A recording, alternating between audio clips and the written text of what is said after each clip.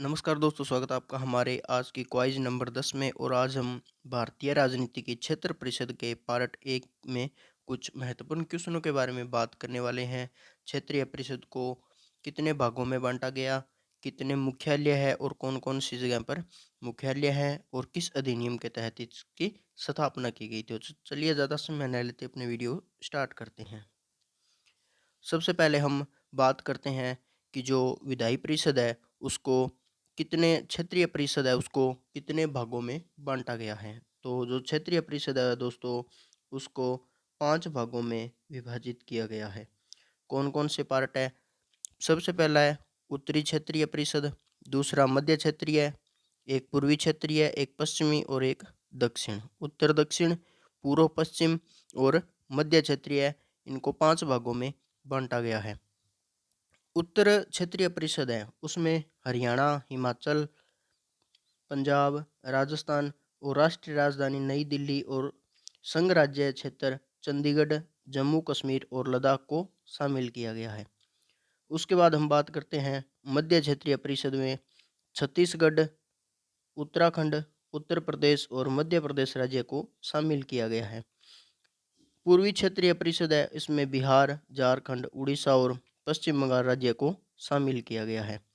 पश्चिमी क्षेत्र परिषद में गोवा, गुजरात, महाराष्ट्र राज्य, संघ राज्य क्षेत्र, दमन द्वीप और दादरा नगर हवेली को शामिल किया गया है। उसके बाद हम बात करते हैं दक्षिण क्षेत्रीय परिषद के बारे में। आंध्र प्रदेश, तेलंगाना, कर्नाटक, केरल, तमिलनाडु राज्य और संघ राज्य क्षेत्र पुदुचेरी को शामिल किया गया है। उसके बाद इसके जो संरचना बनाई गई है उसमें अध्यक्ष इसके कौन है? केंद्रीय गृह मंत्री इन सभी परिषदों के अध्यक्ष होते हैं। उपाध्यक्ष प्रत्येक क्षेत्रीय परिषद में शामिल किए गए राज्यों के मुख्यमंत्री रोटेशन एक समय में 1 वर्ष की अवधि के लिए उस अंचल के आंचलिक परिषद के उपाध्यक्ष के रूप में कार्य करते हैं। उसका सदस्यों की यदि बात की जाए तो मुख्यमंत्री और प्रत्येक राज्य के राज्यपाल द्वारा तथा नामित 2 अन्य मंत्रियों और परिषदों में शामिल किए गए संघ राज्य क्षेत्रों के 2 सदस्य होते हैं, वो इसके सदस्य होते हैं। उसके बाद सलाहकार होते हैं, वो प्रत्येक क्षेत्रीय परिषद के लिए योजना आयोग, जिसको अब नीति आयोग के नाम से जाना जाता है, द्वारा नामित एक मुख्य सचिव और जोन में शामिल प्रत्येक राज्य द्वारा नामित एक अन्य अधिकारी विकास आयुक्त होता है। वो इनके क्या होते हैं? सलाहकार होते हैं।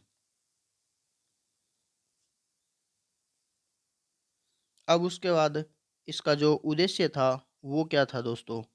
राष्ट्रीय एकीकरण को साकार करना, तीव्र राज्य संचेतना, क्षेत्रवाद तथा विशेष प्रकार की प्रवृत्तियों को विकास को रोकना और केंद्र और राज्य के विचारों एवं अनुभव का आदान प्रदान करना तथा सहयोग करने के लिए सक्षम बनाना। विकास परियोजनाओं के सफल एवं तीव्र निष्पादन के लिए राज्यों के बीच सहयोग के वातावरण की स्थापना करना। और इनके जो कार्य होते हैं दोस्तों वो क्या होते हैं? आर्थिक और सामाजिक नियोजन के क्षेत्र में सामान्य हित का कोई भी मामला हो, सीमा विवाद, भाषाई अल्पसंख्यक या अंतर्राज्यीय परिवहन संबंधी कोई मामला हो तो उसकी देखरेख करना। राज्य पुनर्गठन अधिनियम के तहत राज्यों के पुनर्गठन से संबंधित या उसमें कोई भी मामला हो तो उसका समाधान करना है, वो क्षेत्रीय परिषद का कार्य होता है। अब उसके बाद दोस्तों जो परीक्षा की दृष्टि से इम्पोर्टेंट क्वेश्चन पूछे जाते हैं उनकी हम बात करते हैं। तो हमारा इसका आज का पहला क्वेश्चन है, क्षेत्रीय परिषदों का गठन किसके द्वारा किया गया है? राष्ट्रपति द्वारा, लोकसभा अध्यक्ष, प्रधानमंत्री, गृह मंत्री। तो इसका राइट आंसर हो जाएगा दोस्तों ए ऑप्शन, राष्ट्रपति द्वारा है वो क्षेत्रीय परिषदों का गठन किया गया है। सामान्यतः किसी भी क्षेत्रीय परिषद की अध्यक्षता कौन करता है? लोकसभा अध्यक्ष, प्रधानमंत्री, केंद्रीय गृह मंत्री या उप प्रधानमंत्री। तो इसका राइट आंसर हो जाएगा दोस्तों सी ऑप्शन, केंद्रीय गृह मंत्री है वो इसकी अध्यक्षता करता है। क्षेत्रीय परिषदों का सर्जन हुआ है संविधान द्वारा, संसदीय कानून द्वारा, सहकारी संकल्प द्वारा, राष्ट्रीय विकास परिषद द्वारा। तो इसका राइट आंसर हो जाएगा दोस्तों बी ऑप्शन, संसदीय कानून द्वारा है वो इसका सर्जन हुआ है। और यूपीपीसीएस 2000 में यह क्वेश्चन पूछा गया है। क्षेत्रीय परिषदें क्या होती है? विधि निर्माणकारी इकाइयाँ, परामर्शदात्री इकाइयाँ, प्रशासनिक इकाइयाँ, उपरोक्त सभी। तो इसका राइट आंसर हो जाएगा दोस्तों डी ऑप्शन, उपरोक्त सभी। इसका राइट आंसर दोस्तों बी ऑप्शन होगा। राइट आंसर बी ऑप्शन होगा दोस्तों, ध्यान देना, क्योंकि इसका कार्य परामर्श देना है, न कि कानूनों का निर्माण करना। कानून निर्माण का कार्य है वो क्षेत्र परिषद का नहीं होता है, तो इसलिए डी ऑप्शन हमारा सही नहीं होगा। इसका बी ऑप्शन है वो राइट आंसर होगा। क्षेत्रीय परिषदों के गठन से संबंधित किस वर्ष प्रावधान किया गया था? 1950, 1951, 1956, 1957 को। तो इसका राइट आंसर हो जाएगा दोस्तों 1956 ईस्वी को। सी ऑप्शन राइट आंसर हो जाएगा इसका। राज्य पुनर्गठन अधिनियम 1956 जिसके द्वारा क्षेत्रीय परिषद का गठन किया गया है कि धारा 15 के अनुसार भारत में कितने क्षेत्रीय परिषदों का गठन किया गया था? 5 का, 4 का, 6 का, 7 का। तो इसका राइट आंसर हो जाएगा दोस्तों बी ऑप्शन, 4 का गठन किया गया था। वर्तमान समय में भारत में कितने क्षेत्रीय परिषद कार्यरत है? 4, 5, 6 और 7। तो इसका राइट आंसर हो जाएगा बी ऑप्शन, 5 क्षेत्र है वो कार्यरत है। अंतर्राष्ट्रीय परिषद का गठन संविधान के किस अनुच्छेद के अंतर्गत किया गया था? अनुच्छेद 293, अनुच्छेद 280, अनुच्छेद 263। यह गैर संवैधानिक संस्था है। तो इसका राइट आंसर होगा अनुच्छेद 263 के तहत है वो इसकी परिषद का गठन किया गया था। अंतर्राष्ट्रीय परिषद का गठन किया गया था। अंतर्राष्ट्रीय परिषद का निर्माण होता है संवैधानिक प्रावधान द्वारा, संसद कानून द्वारा, योजना आयोग की अनुशंसा पर, मुख्यमंत्री सम्मेलन द्वारा स्वीकृत संकल्प पर। तो इसका राइट आंसर हो जाएगा दोस्तों ए ऑप्शन, संवैधानिक प्रावधान द्वारा। निम्नलिखित में से किस आयोग या समिति ने अंतर्राष्ट्रीय परिषद के गठन की सिफारिश की थी?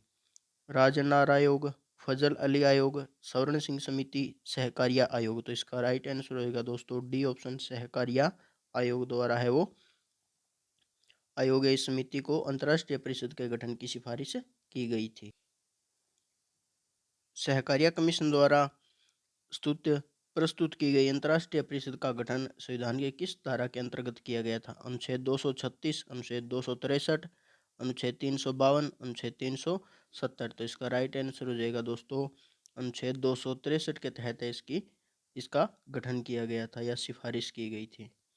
अंतर्राष्ट्रीय परिषद की स्थापना कब हुई? 28 मई 1989, 28 मई 1990, 28 मई 1991, 28 मई 1992। तो इसका राइट आंसर हो जाएगा बी ऑप्शन, 28 मई 1990 को। 28 मई 1990 को इसकी स्थापना की गई थी। किस प्रधानमंत्री के कार्यकाल में अंतर्राज्यीय परिषद का प्रथम बार गठन किया गया था? राजीव गांधी, वीपी सिंह के द्वारा, चंद्रशेखर, वीपी नरसिंह राव। तो इसका राइट आंसर हो जाएगा बी ऑप्शन, विश्व प्रताप सिंह। ये आप इनका डायग्राम देख सकते हो।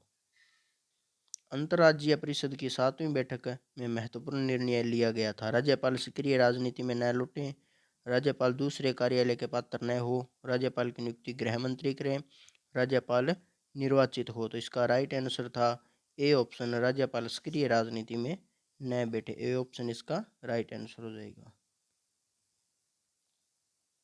अंतर्राज्यीय परिषद की नियुक्ति कौन करता है? राष्ट्रपति करता है, प्रधानमंत्री, लोकसभा अध्यक्ष, केंद्रीय गृह मंत्री। तो इसका राइट आंसर हो जाएगा ए ऑप्शन, राष्ट्रपति।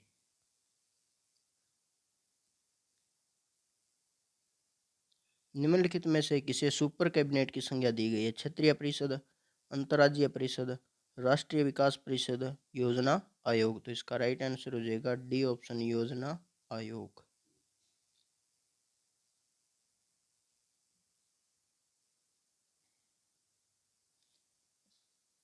निम्नलिखित में से किसे संविधानोत्तर संस्था है? निम्नलिखित में से कौन सी संविधानोत्तर संस्था है? संघ लोक सेवा आयोग, वित्त आयोग, योजना आयोग, चुनाव आयोग। तो इसका राइट आंसर हो जाएगा दोस्तों योजना आयोग। सी ऑप्शन इसका राइट आंसर हो जाएगा। निम्नलिखित में से कौन सा एक संविधान का अंग नहीं है? निर्वाचन आयोग, वित्त आयोग, अंतर्राज्यीय परिषद, योजना आयोग। तो इसका राइट आंसर हो जाएगा डी ऑप्शन, योजना आयोग।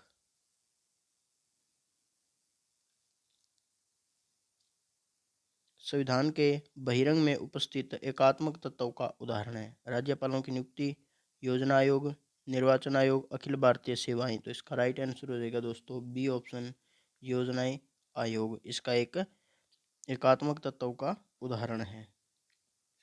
निम्नलिखित में से कौन सा एक संवैधानिक निकाय है? यूपीपीसीएस 2013 में यह क्वेश्चन आया हुआ है। संघ लोक सेवा आयोग है, राज्य लोक सेवा आयोग है, योजना आयोग है, वित्त आयोग है। तो इसका राइट आंसर हो जाएगा सी ऑप्शन, योजना आयोग। निम्नलिखित में से कौन सा एक संवैधानिक निकाय नहीं है? संघ लोक सेवा आयोग, राज्य लोक सेवा आयोग, योजना आयोग, वित्त आयोग। तो इसका राइट आंसर हो जाएगा सी ऑप्शन, योजना आयोग। तो दोस्तों आज की हमारी क्वाइज का जो पहला भाग है वो यहीं पे समाप्त होता है, और अब हम मिलेंगे कल सेकंड पार्ट में। तो चैनल को सब्सक्राइब करना न भूलें और बेल आइकन ज़रूर दबाएं। मिलते हैं दोस्तों अगले वीडियो में, तब तक के लिए जय हिंद, जय भारत। हंसते रहिए, मुस्कुराते रहिए।